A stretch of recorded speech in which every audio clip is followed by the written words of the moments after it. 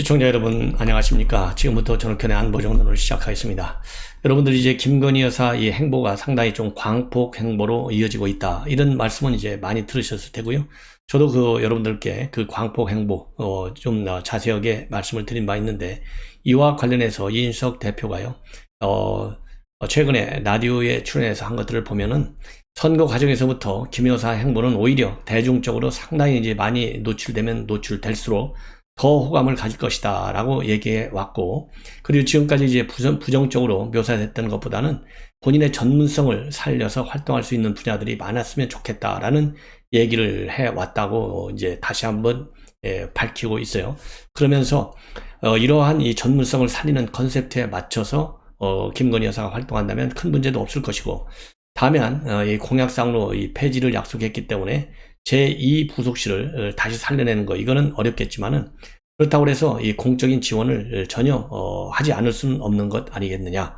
자, 그러면서요, 공적 지원을 통해서 위기 관리는 해야 된다, 이러한 생각에 동의하면서 김건희 여사의 어떤 행동에 대한 관리보다도 영부인의 동선이나 일정의 경우나 안보 차원에서 굉장히 중요하기 때문이다, 이러한 입장을 밝혔어요. 그래서 그런 부분에 관해서는 체계적인 관리가 상당히 필요한 거 아니겠느냐. 꼭 형태가 이 부속실의 보훈과 같은 그런 조직일 필요까지는 없다라고 밝혔습니다. 그리고요, 여기서 이제 오늘 이준석 대표 발언 중에서 이 김건희 여사의 전문성 있는 이 활동, 저도 뭐 그건 필요하다고 봐요. 왜냐하면 자연인으로서도 필요하고, 왜냐하면 지금 현재 사회적으로 보면 여성들의 경우에 경력 단절이 있어서는 안 된다, 이것이 이제 사회적인 뭐라고 그럴까요, 이 공감대가 아니겠습니까? 그런 것처럼 이 경력 단절, 이제 김건희 여사도 대통령 임기 5년 끝나면 5년 동안에 만약에 본인의, 더군다나 다른 부분도 아니고 이 문화예술 부분인데요, 여기에서 경력이 단절이 된다 그러면 뭐 아무리 전문가를 하더라도 그만큼 차질이 있는 거 아니겠어요? 그래서 이 젠더적인 측면에서 봤을 때 뿐만 아니라 이 프로페셔널리즘, 즉 전문성 입장에서 봤을 때도 5년 동안 그 전문적인 분야에서조차도 아무런 활동을 안 한다. 그러면은 개인적으로도 그렇고 이 국가적으로도, 왜냐하면 지금은 단순한 자연인 김건희 여사가 아니고 대통령의 부인이지 않습니까? 영부인. 그렇기 때문에 그 영부인의 자격에서 이 전문성이라고 하는 분야를 살리면 국내적으로도 물론이겠지만은 국제적으로도 굉장한 호평의 대상이 될 것이다. 다만 철저한 준비를 해야 되겠죠. 그리고 그동안에 이 코바나 컨텐츠 전시 기록들이 있지 않습니까? 이 전시 기록, 이번에 바이든 대통령의 방한 시에도 이게 화제에 올라갔고, 바이든 대통령한테도 그 도록을 선물까지 했잖아요. 이렇다고 본다면 이 전문성이 상당한 수준에 올라와 있을 거다라고 저는 미루어 짐작을 합니다. 그렇다고 본다면 그런 전문성은 키워 나가는 것이, 더군다나 지금 오늘날 21세기에서 이 문화예술 부분에 대한 이 국력, 이게 소프트 파워다. 그래서 학술적으로까지 정의되고 있는 상황이고, 여러분들 문화예술 부분에 있어서 이 대한민국의 이 레퓨테이션, 평판, 이거는 대단하잖아요. 이 BTS가 살려놓은 거 아니겠어요? 그러한 큰 틀에서의 어떤 한류, 그 다음에 이 한국 문화, 이 컬처, 이거에 대한 전 세계적인 이 관심을 고양시키는데도 기여할 수 있지 않을까, 이런 생각이 들어서요, 이 부분에 있어서, 즉 전문성을 살리는 측면에서의 그 분야에 있어서의 김건희 여사의 활동, 이거는 우리가 조금 기대해 볼 필요가 있지 않나, 이런 생각이 들어요. 다만 이것이 이제 코바나 컨텐츠 개인 기업할 때 가졌던 국민적 관심하고 대통령 부인으로서의 그 국민적 그리고 국제적 관심은 질을 완전히 달리하기 때문에, 거기에는 그야말로 지금 이제 김건희 여사의 개인적인 네트워크 안에서 이 코바나 컨텐츠를 관리하면서 전문성을 키워왔다면, 대통령 영부인이 된 상태에서의 전문적인 관리, 이런 기획, 이런 거는요, 훨씬 더 국가적인 차원에서의 전문가들의 도움을 받는 방향으로 시스템적으로 이거를 갖춰야 될 것 아니겠느냐. 안 그러면 또 비선이다, 사선이다, 또 이 국정 개입이다, 이런 비판이 있거든요. 그래서 이러한 비판을 차단하면서 전문성을 키워나가는 그런 측면에서의 대통령 부인으로서의 역할, 활동, 이거는 꼭 필요하지 않을까라는 생각이 들어요. 그래서 꼭 제2 부속실이다, 이런 뭐 이름을 칭할 필요는 없겠지만은, 그런 전문 영역에서의 도움까지도 줄 수 있는 전문 스태프들이 단순하게 의전적인 측면에서의 전문성뿐만 아니라 필요하지 않을까라는 생각이 듭니다. 그리고 도어 스태핑과 관련해서 이준석 대표의 오늘 발언은 상당히 조금 이색적이에요. 뭐라고 돼 있냐? 좀 더 기자들이 좀 더 세세하게 세밀한 질문을 던져라. 이 얘기는요, 좀 더 전문적인 질문을 하라. 평론가적인 평범한 두리뭉실문 질문을 하지 말라. 이런 얘기인데, 아니 아침 출근길에 잠깐 서가지고 그냥 1, 2분 얘기하는 것이 이게 정식 기자회견이 아니잖아요. 여기에다가 전문적으로 더 깊숙한 깊이 있는 질문을 하라. 이 얘기는요, 대통령 막말로 얘기해서 심하게 생각하면 이거 대통령 이게 좀 곤혹스러운 질문이 나와야 되는데 너무나 쉬운 질문만 나온다는 얘기 아니겠어요? 이거는 잘못됐다. 그래서 도어 스태핑 성격에 맞는 수준의 질문, 그러니까 우리 국민들이 굉장히 궁금해하는 또 걱정하는 이런 부분에 대한 대통령의 생각의 일면만, 그러니까 우리가 흔히 그러잖아요. 맛보기라고 하잖아요.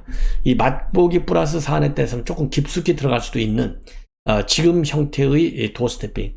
여기에는 이제 앞으로도 이 도어 스태핑과 관련해서 지금도 그러 하는지 모르겠지만은 이 참모들이 사전에 충분한 대통령의 이 답변 자료를 좀 더 알맹이 있게 챙겨드려서 질문은 평범하게 나온다 하더라도 대통령이 가지고 있는 지식과 이 판단을 좀 더 깊게 이렇게 말씀해 주는 거, 이것이 이제 기술적으로 보면 필요한 상황이 아니냐, 저는 그런 생각이 들어요.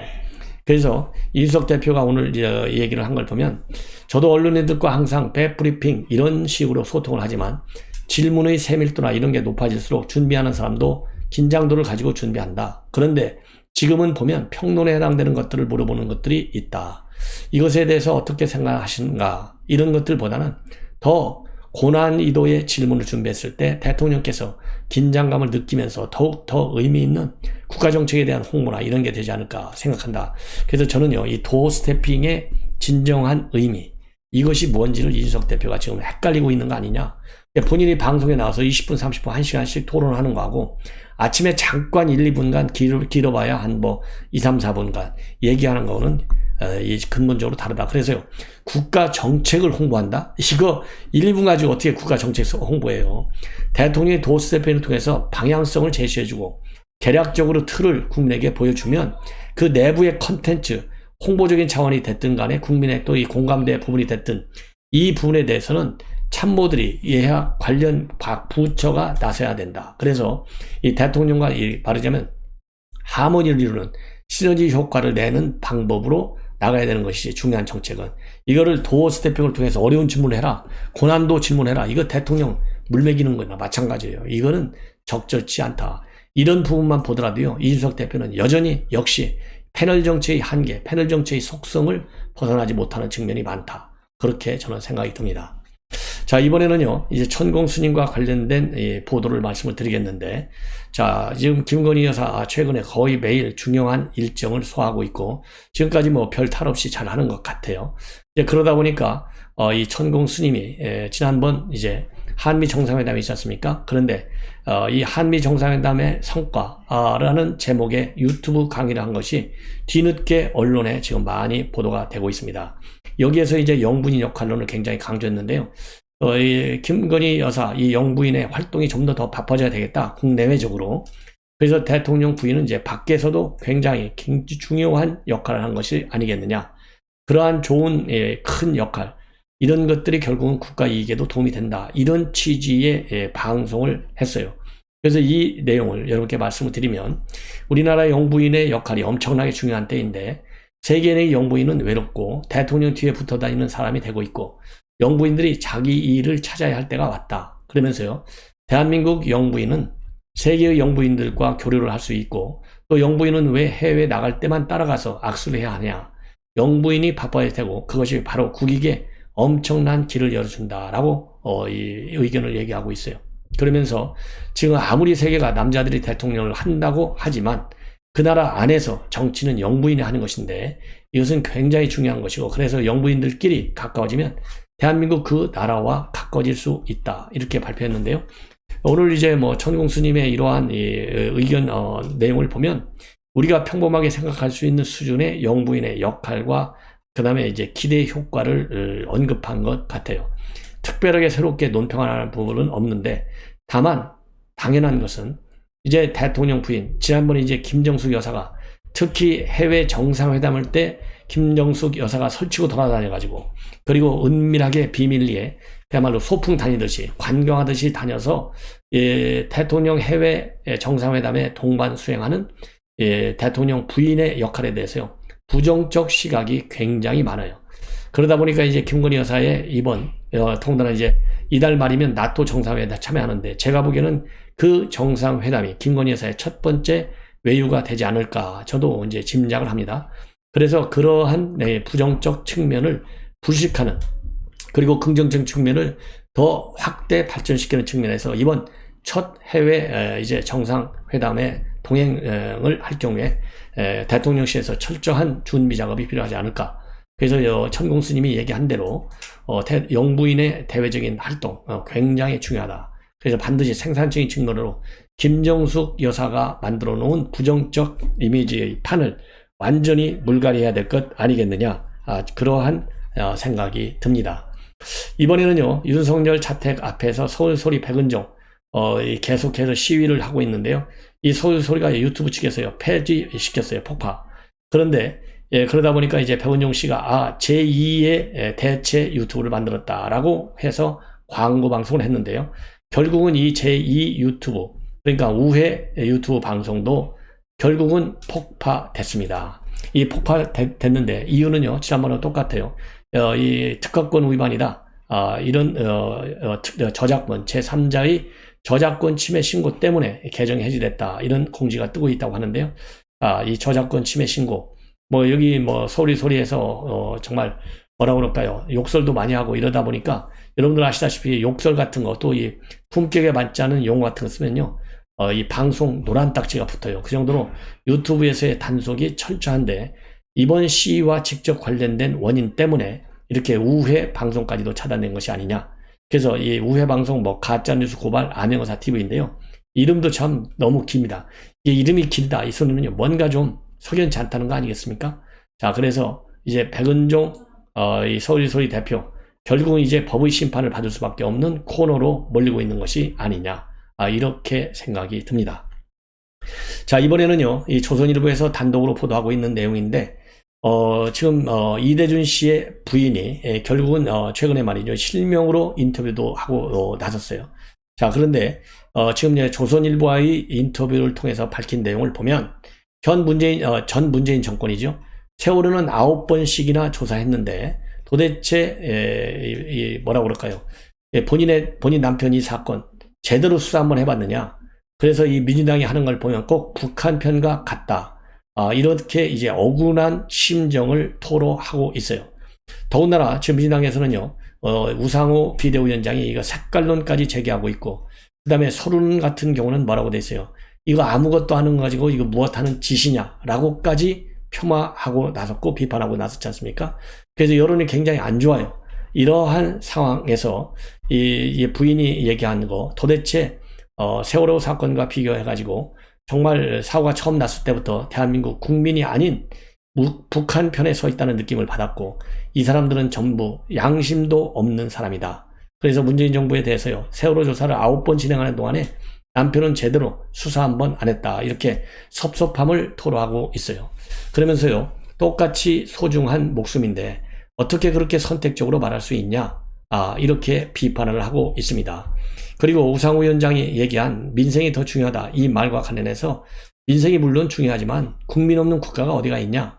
국민이 있어야 국가도 있고 민생도 있는 것이다. 이렇게 비판을 하고 그리고 아들이 말이죠. 최근에 우상호 위원장한테 친분 편지를 썼잖아요. 하루아침에 남편과 아버지를 잃은 가족들의 처참한 고통이 어떤 것인지 아냐? 그리고 2차가 진행되면 2차 가해가 진행되면 국민이 심판할 것이다. 이런 아들 편지까지도 지금 나와 있는 상황인데 이 부분에 대해서도요. 아들이 월북이라 단정할 수 없다는 정부 발표를 본 뒤에 이제 엄마에게 맡기고 자기 할 일을 하겠다고 했는데 이렇게 민주당 의원들의 최근에 이런 발언을 분노를 보고 너무나 분노를 참을 수가 없어서 자기 의사를 표시한 것이다. 이렇게 이 백그라운드를 설명하고 있어요. 그리고 세월호 사건과 관련해서요. 또래 자녀를 키우고 있는 입장에서 너무나 안타까웠는데 세월호 조사 9번 진행되는 동안 우리 남편은 제대로 된 수사 한 번도 받지 못했다.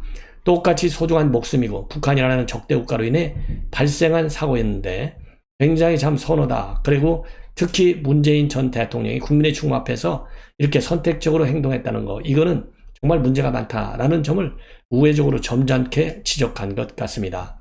그리고요, 진상규명은 법적 소송을 통해서 진행되고, 그리고 월북이 아니었다고 정부가 판단한 만큼 명예회복을 위한 절차를 밟겠다, 이렇게 밝히고 있어요.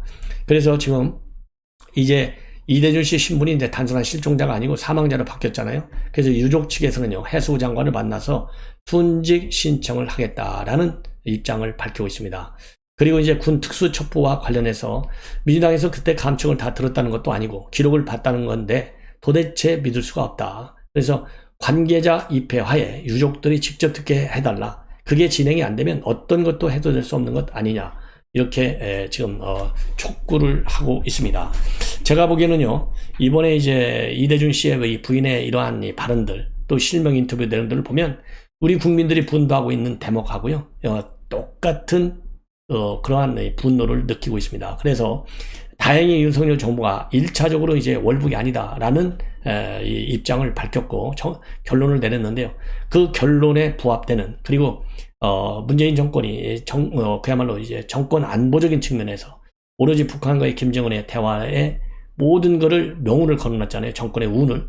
그런 것처럼 그런 차원에서 우리 국민의 생명을 희생시킨 이 책임을 우리 국민들이 공통적으로 느낄 수 있도록 관련 자료를 가능한 범위 안에서 최대한도로 신속하게 공개하고, 그 가능한 모든 정보 자료에 대해서요, 이 정부 차원에서의 뭐라 그럴까요?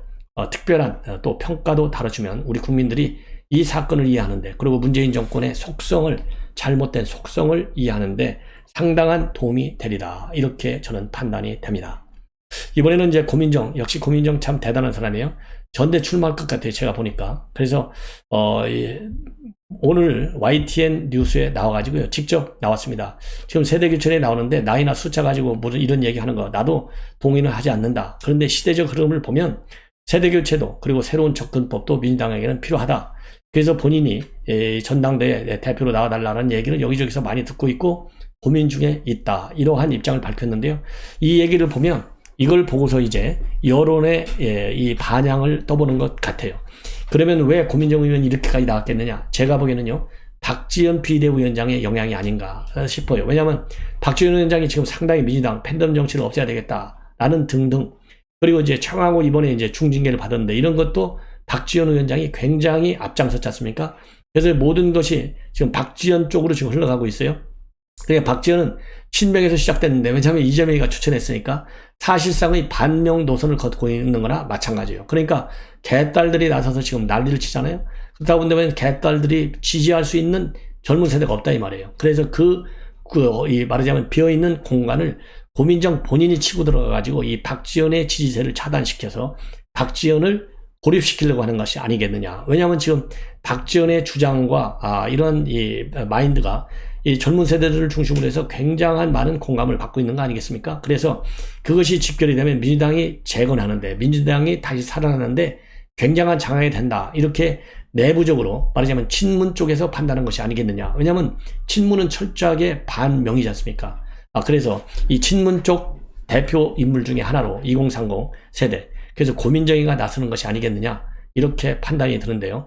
직접적으로 오늘 YTN 뉴스에 나와서 발언한 내용을, 워딩을 여러분께 간략하게 소개해 드리면, 본인이 이제 세대 교체로 나오고 있는데 나이와 숫자로 구분하기에 대해서는 기본적으로 동의하지 않는다. 하지만 시대적 흐름에 대해서는 동의하고, 지금 현 시대의 흐름은 새로운 세대로의 교체, 새로운 접근에 대한 갈증이 극대화되어 있는 상황이다.